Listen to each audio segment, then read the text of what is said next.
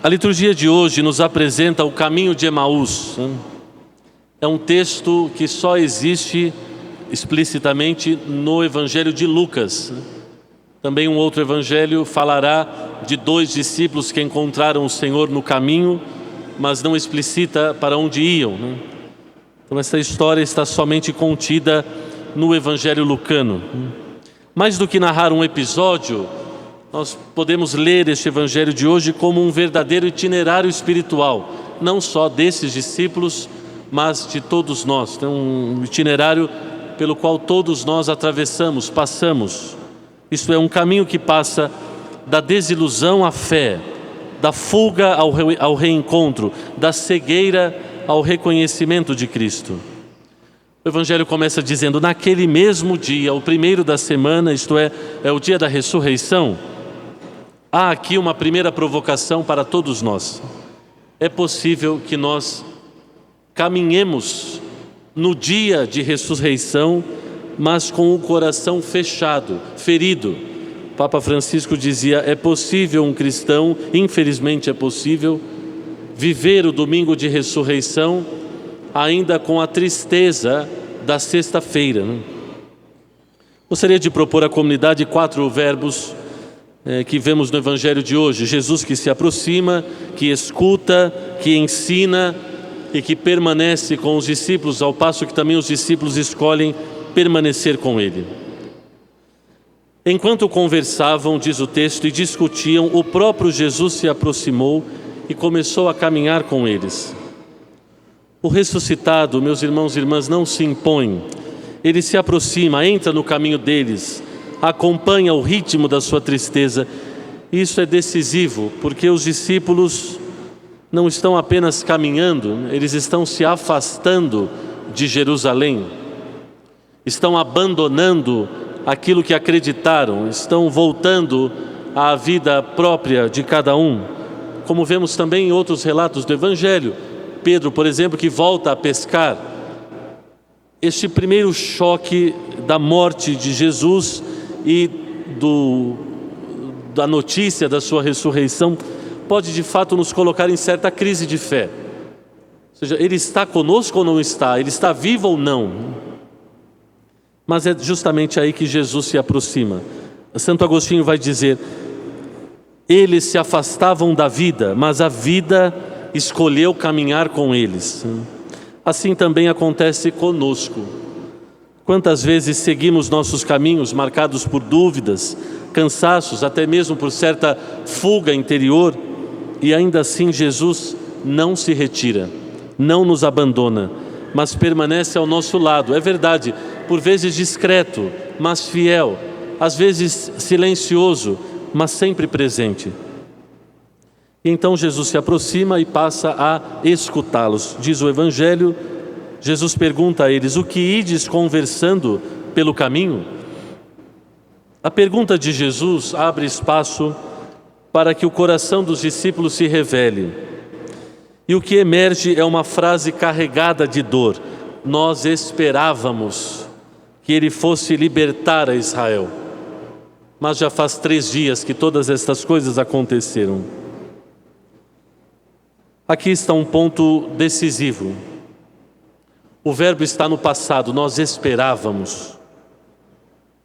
De fato, a esperança desses discípulos morreu. E talvez, meus irmãos e irmãs, a nossa esperança também experimente momentos de certo adormecimento ou até de esfriamento, de morte. Eu esperava que a minha família fosse restaurada.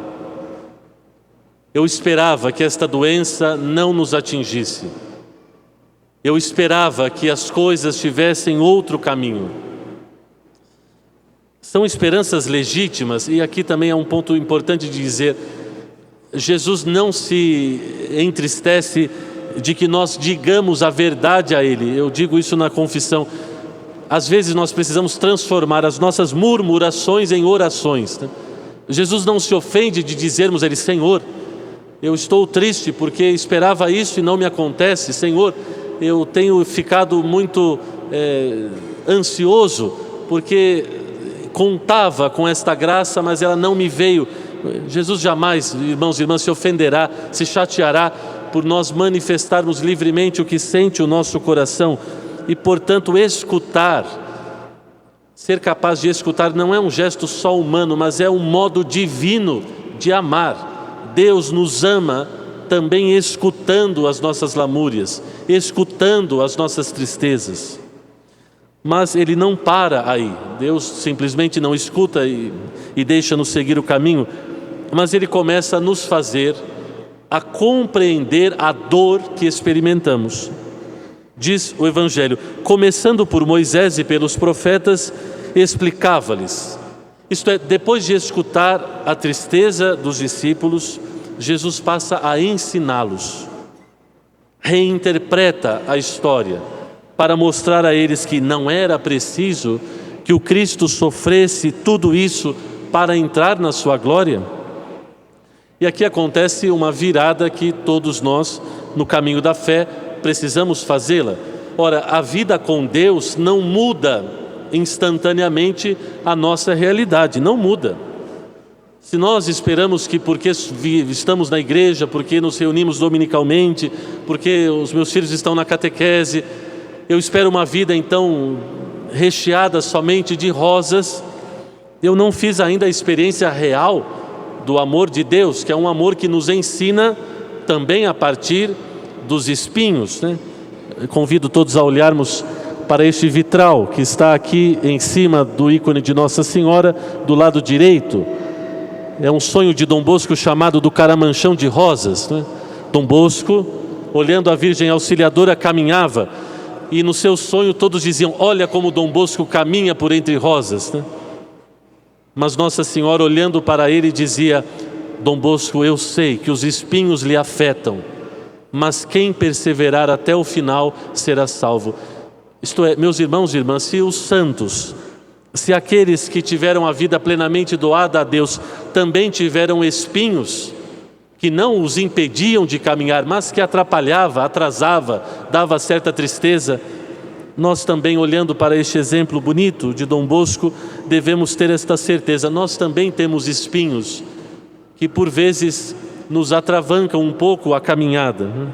Mas é justamente ao ler estes espinhos como uma forma de Deus não desperdiçar nada.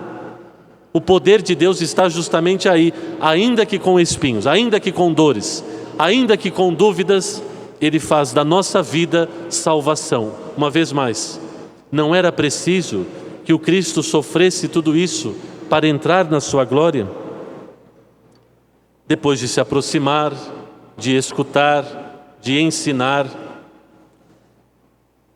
Jesus faz que vai se afastar, porque Ele não nos força a nada.